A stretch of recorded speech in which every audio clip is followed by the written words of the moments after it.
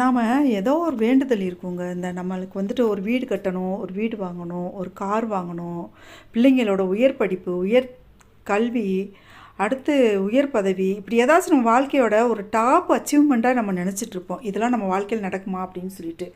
இது இந்த வழிபாடு மட்டும் நீங்கள் பண்ணி பாருங்கள். கட்டாயம் வந்து நடக்குதுங்க. இது நானுமே பார்த்தீங்கன்னா சரி ஒரு வேண்டுதல் பண்ணி வைப்போம். எனக்கு தெரிஞ்ச ஒருத்தங்க என்னோடய ஃப்ரெண்டு இது மாதிரி நீங்கள் பௌர்ணமி அன்னைக்கு நீங்கள் இந்த மாதிரி இந்த முறையில் நீங்கள் வந்து வேண்டுதல் பண்ணுங்கள், அது வந்து கட்டாயம் நடக்குங்க அப்படின்னு சொன்னாங்க. நம்ம என்ன காசாக பணமா, சரி பண்ணி தான் பார்ப்போமே, எவ்வளோ வழிபாடெலாம் பண்ணுறோம், சரி இதையும் பண்ணி பார்ப்போமே அப்படின்னு சொல்லிட்டு நாங்கள் வந்துட்டு மொட்டை மாடியில் போயிட்டு என்னோடய ஃப்ரெண்டு சொன்னேன்ல அந்த பொண்ணும் வந்தாங்க. நானும் வந்துட்டு மொட்டை மாடியில் போயிட்டு பௌர்ணமி வரும்னு பார்த்தா அன்னைக்குன்னு பார்த்தேன் வானத்தில் சரியான நிலா வராமல் மேகங்க. அடுத்து சரி எப்படி தான் அன்றைக்கி வேண்டணும் அப்படின்னு சொல்லிட்டு இந்த பதிவில் பார்க்க போகிறோம். அது நடந்துச்சா இல்லையா அப்படியும் பார்க்க போகிறோங்க. நடந்துச்சுங்க. என்ன வேண்டுனேன், எப்படி வேண்டுனேன், அது எப்படி நடந்துச்சு, அதெல்லாம் பார்க்க போகிறோம். வாங்க வீடியோக்குள்ளே போகலாம். அதுக்கு முன்னாடி ஒரு சின்ன விஷயங்க. இந்த வீடியோக்கு நீங்கள் பண்ணக்கூடிய ஒவ்வொரு லைக் தான் எனக்கு பண்ணக்கூடிய ஒரே ஆதரவு, சப்போர்ட். ஸோ இந்த வீடியோ பிடிச்சிருந்துச்சுன்னா லைக் பண்ணி சப்ஸ்கிரைப் பண்ணிக்கோங்க. Welcome to Emmy spacey Tamil kitchen. நாம் பௌர்ணமி அன்னைக்கு என்ன செஞ்சேன் அப்படின்னு சொன்னால், அன்றைக்கி வந்துட்டு அவங்க என்ன சொன்னாங்க, விரதம் இருக்கணும்னு சொன்னாங்க. என்ன செய்யலாம், ஒன்றும் பட்னியெல்லாம் இருக்குன்னு தேவையில்லைங்க.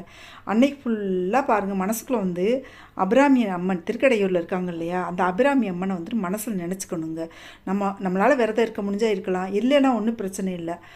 நம்ம வந்துட்டு சாப்பிட்டுட்டே மனசுக்குள்ளே வந்துட்டு தெய்வத்தை எப்போவுமே அந்த தெய்வத்தை, அதுக்கு முன்னாடி நம்ம விநாயகரையும் குலதெய்வத்தையும் வழிபாடு பண்ணிவிட்டு மனசுக்குள்ளே நம்ம நினச்சிட்டு, தாயே இன்றைக்கி நான் பண்ணக்கூடிய வழிபாடு எனக்கு வந்து வெற்றிகரமாக முடியணும், நீங்கள் தான் துணை இருக்கணும் அப்படின்னு சொல்லிட்டு நாம் வந்து மனசுக்குள்ளே வேண்டிக்கணுமாங்க.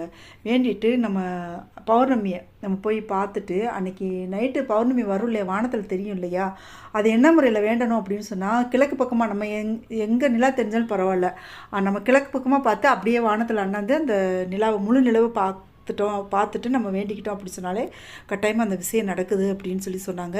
நான் இதே மாதிரி வந்து சரி அப்படின்னு சொல்லிட்டு எனக்கு ஒரு வேண்டுதல் நான் வேண்டினேங்க.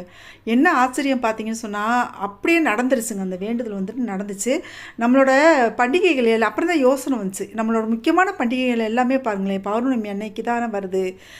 சரி ஏதோ ஒரு விளையாட்டு போக்காக வேண்டின ஒரு விஷயம் வந்துட்டு என்னோடய லைஃப்பில் நடந்தது மாதிரி உங்களுக்கு வந்து நடக்கணுங்க. அதுவும் பாருங்கள், இத்தனை வாரம்ட்டுலாம் இத்தனை தடவை தான் வேண்டணும் அப்படின்லாம் இல்லைங்க. உங்களுக்கு நீங்கள் எப்போ வேணாலும் வேண்டலாம், எப்போ வேணாலும் அன்றைக்கி உங்களுக்கு அந்த வானத்தில் நிலா தெரியலைன்னா விட்டுறலாம். இத்தனை வாரம் தொடர்ந்து வேண்டணும்லாம் இதுக்கு கணக்கு இல்லைங்க. உங்களுக்கு எப்போல்லாம் வந்துட்டு எந்த மாதம்லாம் வந்துட்டு உங்களால் முடியுதோ அப்போ வந்து உங்களை வேண்டுதலை வச்சுட்டு நீங்கள் அந்த பௌர்ணமி நிலவை அண்ணாந்து பார்த்து நீங்கள் மனசார வேண்டிக்கோங்க. அந்த வேண்டுறதுக்கு முன்னாடி என்ன செய்யுங்க அப்படின்னு சொன்னால், உங்களோட குலதெய்வத்தையும் உங்களோட இஷ்ட தெய்வத்தையும் விநாயகரை முதல்ல வேண்டிக்கோங்க. வேண்டிட்டு இந்த மாதிரி பண்ணிப்பாருங்க. கட்டாயம் உங்கள் வாழ்க்கையிலே நல்லது நடக்குங்க.